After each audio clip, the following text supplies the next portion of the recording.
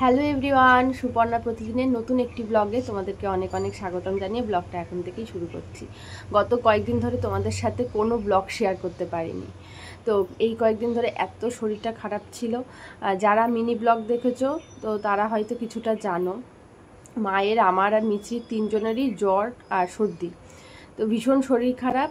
আর আজকে একটু শরীরটা ভালো লাগছে, তাই ভাবলাম আজকে হচ্ছে তোমাদের সাথে আজকে দিনটা শেয়ার করি, আজকে ব্লগটা শেয়ার করি। গত কয়েকদিন ধরে এমন অবস্থা, মিছরি সারা রাত ঘুমাচ্ছে না। মানে ঠান্ডা লাগলে, শরীর খারাপ হলে বাচ্চারা তো এরকমই করে। আর সকালবেলা দেরি করে ঘুম থেকে উঠছি, আর পুরো দিনটাই হচ্ছে এলোমেলো, তো ওই জন্য কোনো ব্লগ শেয়ার করা হয়নি।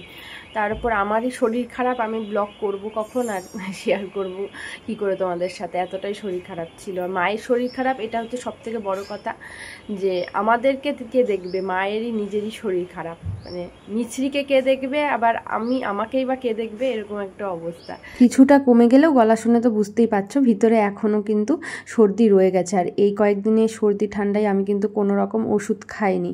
এই যে তুলসী পাতা তুললাম দেখতে পাচ্ছ, প্রত্যেক দিন সকালে এটাই রুটিন। আমি তুলসী পাতা দিয়ে, আদা দিয়ে, তারপর লবঙ্গ এসব দিয়ে না একটু চা করে খাই, মানে চা বলতে কাড়া করি। তো আজকেই চা পাতাটা দিলাম, অন্যদিন চা পাতা দিই না, অন্যদিন এমনি ওগুলো ফুটিয়ে আর কি কাড়া করে খাই। তো এটাতে আমি সত্যি খুব আরাম পেয়েছি, জানো তো। আর এই কয়েকদিনে ঠান্ডা জ্বরে না কোনো কিছু স্বাদ গন্ধ কিছু পাচ্ছি না, আর মুখের রুচিটাও চলে গেছে, কিছু খেতে ভালো লাগছে না। তো মা বলছে যে শিউলি পাতা তুলে আনতে, শিউলি পাতার বড়া খেলে নাকি মুখের রুচি ফেরে। তো ওই জন্য আমি চা খেতে খেতেই বাড়ির যে শিউলি গাছটা আছে ওখানে শিউলি পাতা তুলতে গেলাম, কয়েকটা কুচি কুচি পাতা তুলে নেব।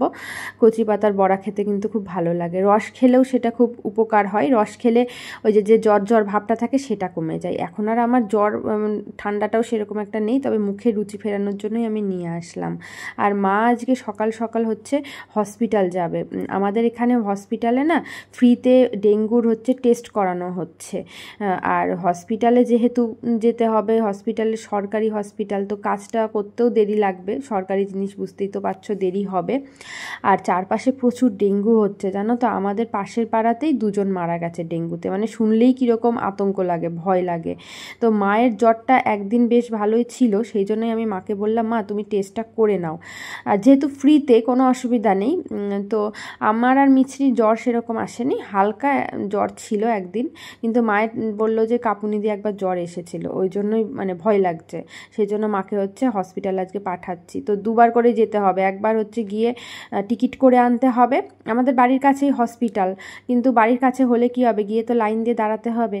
তো টিকিট করে আনার পর তারপর আবার একবার যেতে হবে, মানে ব্লাড টেস্টটা করার জন্য।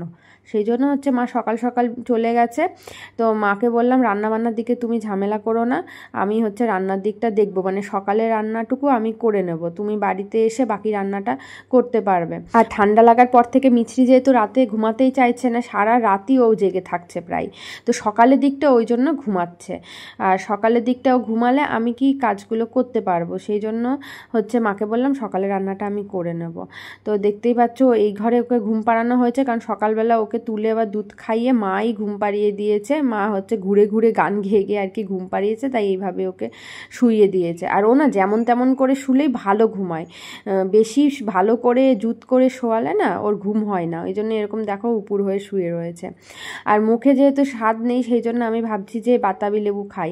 গাছের বাতাবি লেবু, কত লেবু একে ওকে দিয়ে দেওয়া হলো, পাশের বাড়ির মানে সব প্রতিবেশীদের দিয়ে দেওয়া হলো, কিন্তু আমরা না এখনও একটা লেবুও খাইনি। সেদিন একটা খেয়েছি, তাও ভাই পুজো করে পেয়েছিল, সেই লেবু খেয়েছিলাম, তবে আমাদের গাছের যে লেবু সেটা খাওয়া হয়নি। সেই জন্য আমি ভাবলাম একটা লেবু আজকে পারি। আর মিষ্টির পাপা বলছিল লেবু খাও তাহলে হচ্ছে ঠান্ডা কমে যাবে, জানি না এটা আদতেও সত্যি কিনা, মানে ঠিক হবে কিনা। তো সেই জন্য হচ্ছে লেবুটা পেরে নিয়ে আসলাম। আর মা এখনও হসপিটাল থেকে আসেনি, ওই জন্য আমি এদিকে রান্নাঘরে চলে এসেছি। একটু ডাল করব আর আলু ভাজা করব সকালবেলা। আমাদের বাড়িতে সবাই ওই ডাল আর আলু ভাজা খেতে ভীষণ পছন্দ করে, তাই সকালে এই ডাল, পেঁপে দিয়ে ডাল করছি, মুসুরির ডাল, আর হচ্ছে আলু ভাজা করলে সকালে খাওয়া দাওয়াটা হয়ে যাবে।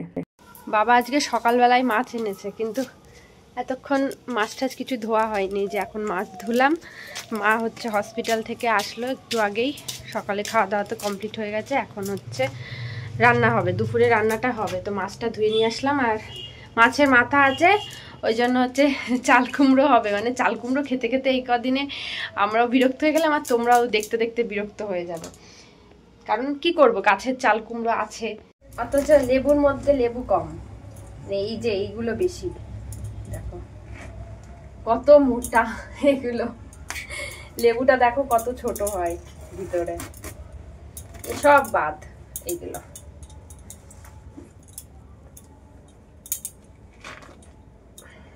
এই দেখো এত বড় একটা লেবুর মধ্যে এইটুকু লেবু, মানে এটা হচ্ছে গুড কোয়ালিটির লেবু না, যেগুলো গুড কোয়ালিটির লেবু সেগুলো কিন্তু লেবুটা অনেকটাই বড় থাকে ভিতরে, তো কিন্তু খেতে ভালো আমাদের গাছের লেবু, খেতে মিষ্টি আছে। আমি একটুখানি খেয়ে দেখলাম, তো চলো কেটে নি, কেটে মাখা করব।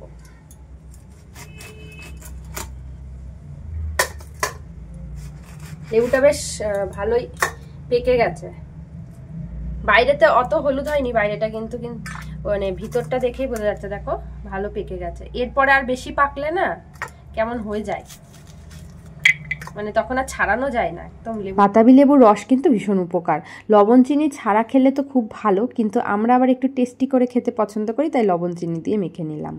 এবার মেখেছি, খেয়ে দেখি কেমন লাগে।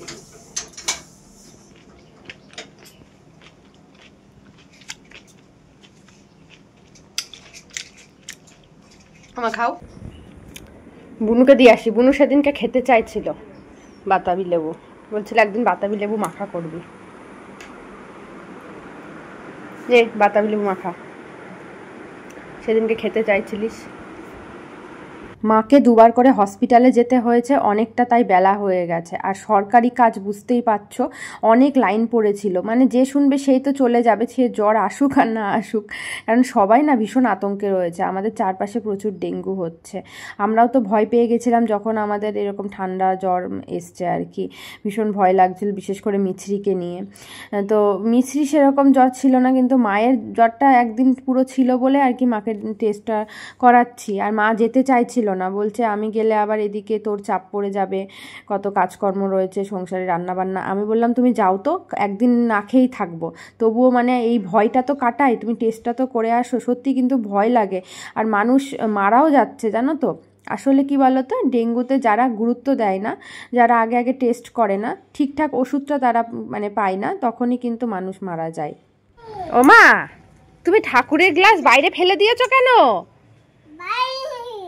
গপু ভাই জল খাবে তো, মামাকে দিয়ে আসো, গপু ভাইকে জল খাওয়াবে।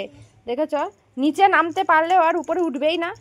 বাবাই রোদ্দুর এখানে, এরে গপু ভাই জল খাবে, দিয়ে আয় মামার কাছে, মামা জল খাবে গপু ভাইকে। কিরম বিরক্ত হচ্ছে ওকে দিচ্ছি বলে। উঠে পড়ো, উঠে পড়ো, দাও আমি উঠিয়ে দিই, আস্তে আস্তে। তুমি পারবে উঠতে? গপু ভাই জল খাবে তো, দিয়ে আসো মা, গপু ভাই জল খাবে। ই বাবা, ফট করে এখানে উঠে পড়লো, পড়ে যাবি তো তুই। মা আজকে সকালবেলা ঘর ঝাড় দেওয়ার টাইম পাইনি, তাই আমি বললাম তুমি ওদিকে রান্নাটা করো, আমি এদিকে ঘরটা ঝাড় দিয়ে নিই, পরে তুমি রান্না হয়ে গেলে আর কি মুছে নেবে। আর মিছরি তো জেগে রয়েছে, দুষ্টুমি করছে, সেই জন্য আমি মানে ঘরটার মোছার সময় পাবো না, কারণ ওকে দেখার জন্য একটা আলাদা লোক লাগে, জানোই তো কীরকম দুষ্টু হয়েছে ও এখন, সেই জন্যই আর কি আমি হচ্ছে ঘরটা শুধু ঝাঁটি দিয়ে দিলাম। হয়ে গেছে মাছের মাথা দিয়ে চাল কুমড়ো, এইটুকু হলো? কটা দিয়েছো? একটাই দিয়েছি, একবেলা খাবো না, কচি চাল কুমড়ো না, একটুখানি হয়ে গেছে। মাছের ঝোল কি দিয়ে করবা? মাছের ঝোল শুধুই করবো, মাছ ভাজা হয়ে গেছে। আজকে অনেকটা দেরি হয়ে গেল, প্রায় 2টো বাজে। আমি এখন স্নান করতে যাব। মার কাজকর্ম মোটামুটি হয়ে গেছে, রান্না করলে আর বাসন মাজলে, মোটামুটি না, অনেক কিছুই বাকি।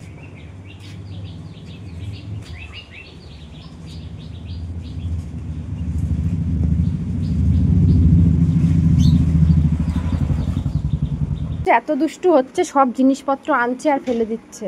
এ ভাই, এটা মনে হয় তোর ঠাকুরের রুমাল নাকি?